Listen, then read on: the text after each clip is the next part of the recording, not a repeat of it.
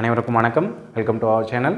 நாம் இந்த வீடியோவில் டிஎன்பிசி 2024 நடந்த ஒரு கொஷினில் இருந்து ஒரு மேக்ஸ் சம் வந்து சால்வ் பண்ண போகிறோம். ரொம்ப ஈஸியான ஒரு சம் தான். ஓகே, கொஷின் என்ன அப்படிங்கிறத ஃபஸ்ட் பார்த்துடலாம். எ mother divides ₹207 into 3 parts such that the amount are in AP arithmetic progression and give it to her 3 children. The product of the two least amounts that the children add is 4623. Find the amount received by each child. ஒரு அம்மா இருக்காங்க, அவங்கக்கிட்ட ₹207 இருக்குது. அந்த ₹207 3 குழந்தைங்களுக்கு பிரித்து கொடுக்குறாங்க.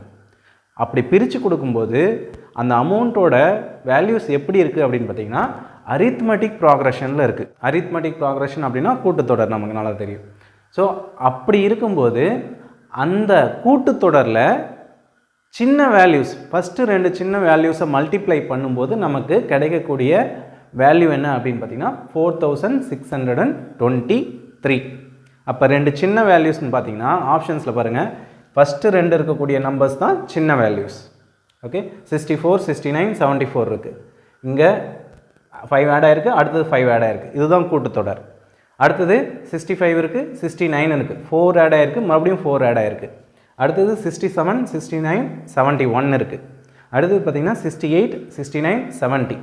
இந்த ஆப்ஷன்ஸில் இருக்கிற 4த்தையுமே பார்த்திங்கன்னா இந்த 3ஐயும் ஆட் பண்ணி பார்த்திங்கன்னா ₹207 வரும். இப்போ கொஷினில் நமக்கு கொடுத்துருக்கிற ஒரு ரொம்ப ஈஸியான க்ளூ என்ன அப்படின்னா product of the two least number is 4623. அப்போ நம்ம 2 நம்பரை, இந்த 2 நம்பரையும், இந்த ஆப்ஷனில் இருக்கக்கூடிய 2 நம்பரோ இல்லை இந்த 2 நம்பரோ, அதாவது ஆன்சரோட ஃபஸ்ட்டு 2 நம்பரை மல்டிப்ளை பண்ணும்போது நமக்கு கிடைக்கக்கூடிய ஆன்சர் 3ல் முடியணும். அப்போ 2 நம்பரை மல்டிப்ளை பண்ணி பார்க்கலாம். 9 into 4 36, 6ல் முடியுது. 9 into 5 45, 5ல் முடியுது. 9 into 7 63, 3ல் முடியுது. அப்போ இது ஆன்சராக இருக்கக்கூடும்.